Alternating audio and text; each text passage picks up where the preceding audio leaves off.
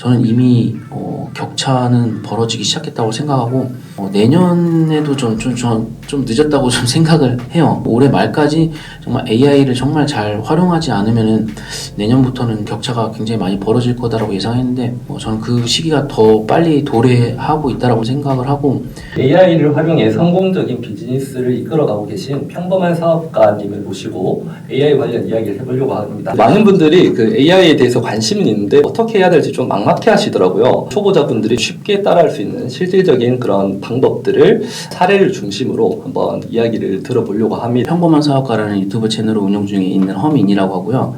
AI와 다양한 LLM 모델들을 활용해서 어떻게 내 비즈니스나 아니면 우리가 하고 있는 업무들을 좀 효율성을 높일 수 있는지에 대해서 컨텐츠로 좀 다루고 있고요. 지금은 팟캐스트 위주로 주변에 이제 AI를 잘 활용하고 계신 전문가들을 모시고 그분들의 인사이트를 나누고 있는 채널을 운영 중에 있습니다. AI를 주로 어떻게 활용을 하고 계시죠? 유튜브 채널을 운영하고 있다 보니까 유튜브 채널의 거의 모든 부분에 있어서 다 AI를 좀 활용하고 있습니다. 예를 들면은 유튜브 컨텐츠를 만들기 위해서는 처음에는 기획이 필요하고 어떤 컨텐츠들이 올라오는지 경쟁 채널 분석이라든가 경쟁 컨텐츠 분석 이런 것들이 굉장히 좀 필요하잖아요. 지금 워낙 AI가 요약이나 이런 데이터 분석이나 이런 것들을 굉장히 잘 하기 때문에 그런 것부터 좀 접근했던 것 같아요. 내가 어떤 부분에서 컨텐츠를 기획해야 되는지를 모색을 하고 조사가 됐다면 스크립트를 만들어야 되잖아요. 스크립트도 이제 AI로 활용해서 컨텐츠의 전략을 바탕으로 이제 스크립트를 짜줘서 나만의 내 인사이트를 거기다 반영을 해서 좀 스크립트를 초안 작성해 주는 걸 좀 AI를 좀 활용하고 있고요.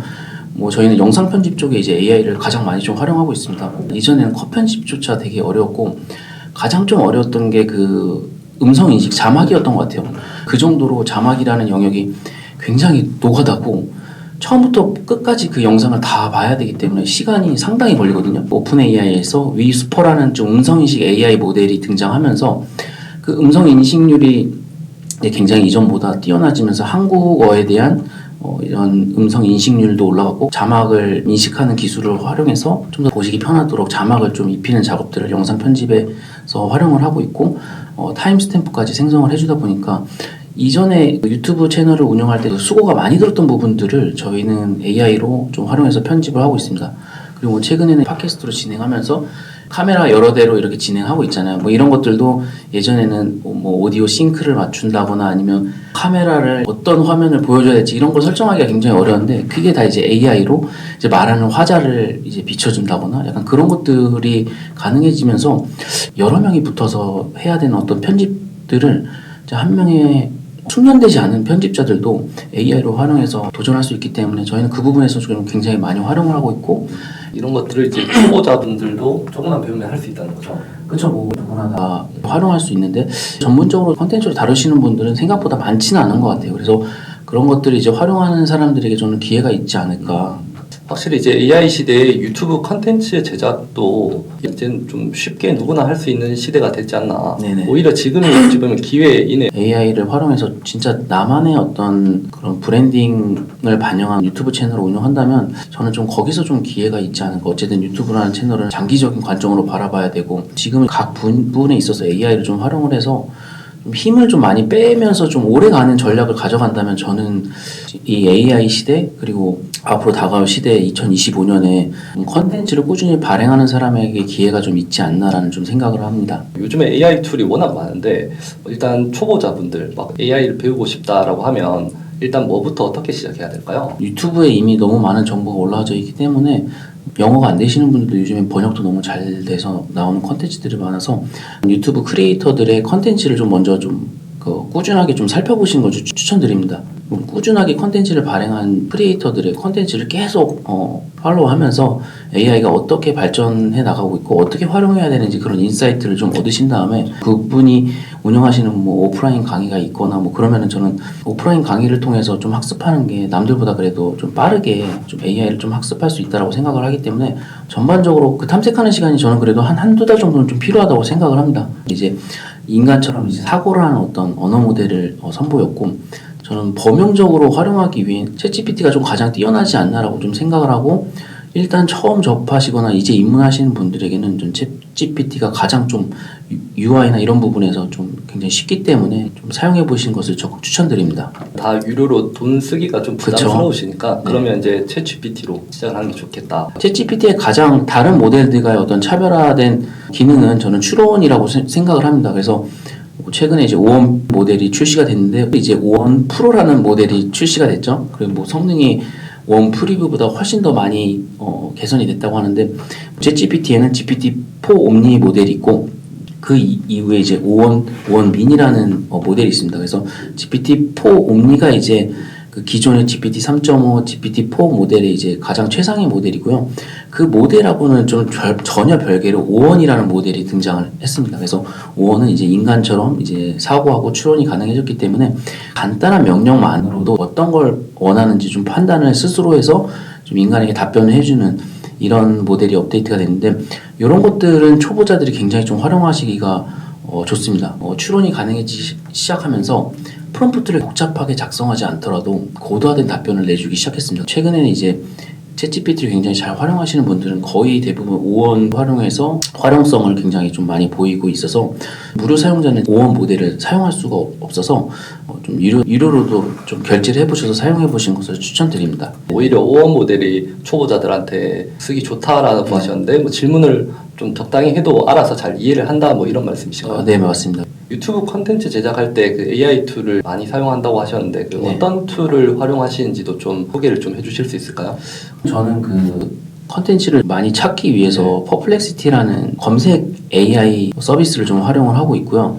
뭐 퍼플렉시티 같은 경우는 이제 기존의 구글의 크롬 브라우저를 대체할 만한 정말 강력한 좀 검색 엔진이라고 좀 생각을 하고 있고요. 그래서 어떤 컨텐츠를 만들 때 정보를 얻어야 되는데 그럴 때 좀 기존에 다 구글링을 하고선 그 정보가 맞는지 판단하기 굉장히 오래 걸렸다면 지금 퍼플렉시티라는 AI를 좀 활용을 해서 굉장히 빠르게 웹상이나 유튜브상에 있는 정보들을 좀 빠르게 찾고 있고요. 그리고 이제 스크립트 작성할 때는 ChatGPT나 오엄 좀 활용을 해서 기획안을 좀 작성을 합니다. 그리고 뭐 스크립트를 초안을 작성하고 저는 이제 팟캐스트 채널을 운영하고 있기 때문에 게스트분들에 대한 정보가 얻기가 되게 쉽지 않단 말이에요. 이제 그런 분들을 조사를 할 때 제가 유튜브 콘텐츠를 다 볼 수가 없잖아요. 그럴 때 유튜브를 좀 요약을 해서 그런 스크립트를 바탕으로 챗GPT의 모델을 통해서 좀 활용을 하고 있고요. 편집은 저는 좀 프리미어 프로의 플러그인 이제 컷백이라는 회사에서 좀 개발을 했는데 그 컷백의 AI 영상 편집 툴을 좀 지금은 굉장히 많이 활용을 하고 있습니다. 뭐 컷백이라는 플러그인을 통해서 처음으로 프리미어 프로를 설치했던 것 같아요. 초보자들도 접근하기 쉽게끔 되게 직관적인 인터페이스를 갖고 있어서 그 정도의 편집 기술이 올라왔다라고 좀 보시면 좋을 것 같습니다. 그 이후에 썸네일을 만들 때는 저는 이제 망고보드라는 툴을 좀 사용하고 있는데 뭐 캔바도 있지만 좀 한국인들 그리고 특히 초보자분들이 활용하시기에는 좀 망고보드가 굉장히 좀 편한 것 같더라고요. 그래서 저도 좀 이런 디자인에 좀 젬병인데 썸네일을 만들 때 내 이미지 외에 다른 이미지가 필요할 경우에는 뭐 망고보드에도 뭐 이런 다양한 이미지 생성 AI 모델들이 붙어 있어서 그리고 그 퀄리티가 이전보다 더 많이 올라왔더라고요. 사람 같은 이미지를 생성해서 거기에 이제 그냥 카피라이팅만 뭐 챗GPT를 도움받아서 이제 작성해서 그 썸네일을 만들고 있고요. 나머지 이제 필요한 유튜브 업로드에 필요한 제목, 설명, 태그는 뭐 GPT스나 퍼플렉시티의 저는 스페이스라는 걸 좀 활용을 해서 작업을 하고 있습니다. 홍보 멘트도 다 사전에 이제 GPT스나 이런 것들 만들어놔서 유튜브 커뮤니티에 올리는 어떤 게시글 전용 만들어주는 GPT스가 있어서 그런 것들을 이제 활용을 해서 올린 그 영상들을 이제 홍보를 하고 있습니다. 자동화를 만들어 놓으셨네요. 정리를 한번 해보면 퍼플렉시티로 정보를 빠르게 찾고 기획이나 대본 작성은 챗GPT로 하시고 프리미어 프로의 컷백으로 편집을 하고 계신 그리고 썸네일은 망고보드 또 업로드 하시는 건 챗GPT로 GPT를 활용한다. 네네 맞습니다. 이것만 잘 배우셔도 진짜 시간 단축이 훨씬 되겠네요. 그 외에 초보자들이 좀 쉽게 쓸 수 있는 AI 툴 몇 가지만 소개해 주시겠어요? 굉장히 많은 AI 서비스를 좀 사용해 보면서 이런 AI에 관심을 가져서 연구를 하기 시작했다 보니까 근데 지금은 쓰는 툴은 딱 몇 가지가 정해져 있는 것 같아요. 그래서 저는 챗GPT를 우선적으로 가장 좀 많이 활용하고 있는 편이고 챗GPT 못지않게 저는 퍼플렉시티를 더 많이 좀 활용하고 있습니다.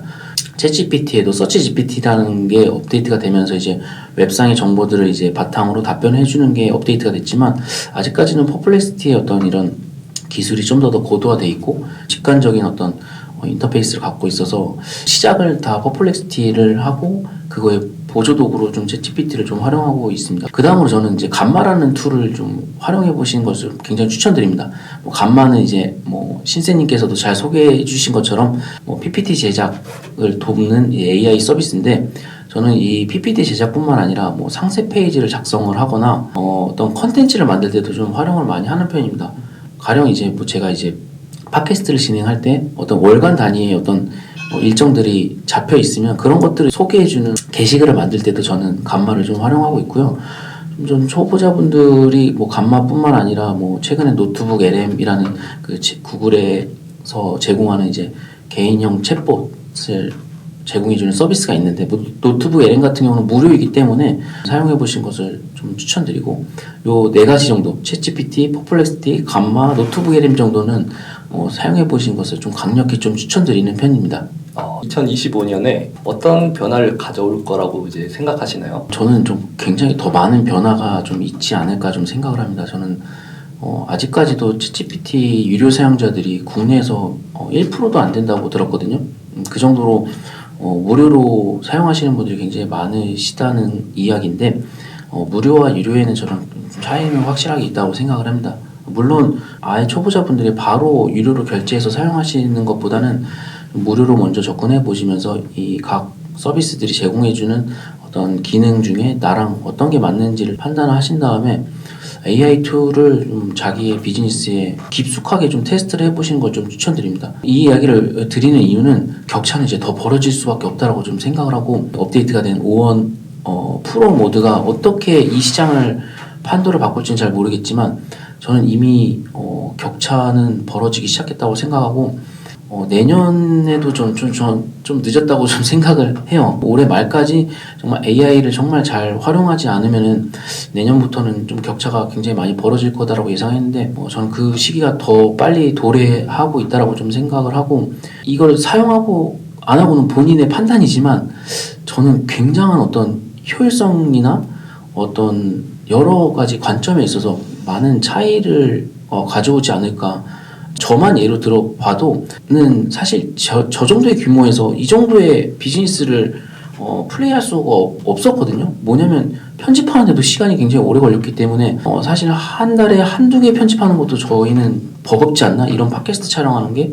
근데 지금은 거의 한 달에 한 5-6개? 그 이상을 편집을 하고 그것뿐만 아니라 다른 콘텐츠들도 계속적으로 진짜 지금 둘이서 하고 있는데 거의 예전에 한 4-5명이서 하는 업무를 지금 둘이서 하고 있거든요.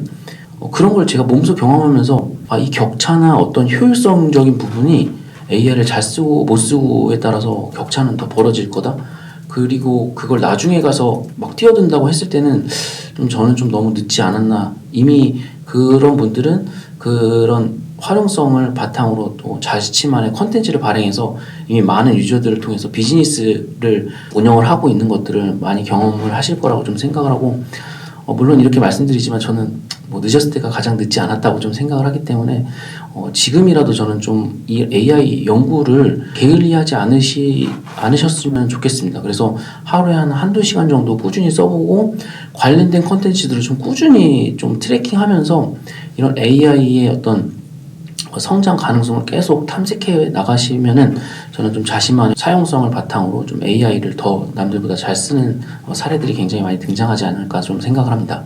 시청자분들에게 조언이나 해주실 말씀이 있으실까요? 누군가에겐 기회가 될 수 있고 누군가에겐 그렇지 않은 기회가 될 거라고 좀 생각을 하는데 일단은 제 주변에서 이제 굉장히 빠르게 성장하시는 분들을 많이 보면서 저는 이거는 진짜 기회다라는 생각이 들었고 지금도 늦지 않았으니까 AI를 단편적으로 유튜브에서 소개하는 그런 수익화, 어떤 블로그 자동화, 쇼츠 자동화 이런 것보다 진짜 내가 필요한 영역에서부터 좀 하나하나씩 좀 써보시면서 이 AI의 좀 사용성을 좀 경험해 보신 것을 좀 추천드리고 내년에는 정말 하시고자 하시는 일에 있어서 좀 AI가 큰 도움이 되는 한 해 되시길 좀 진심으로 바랍니다.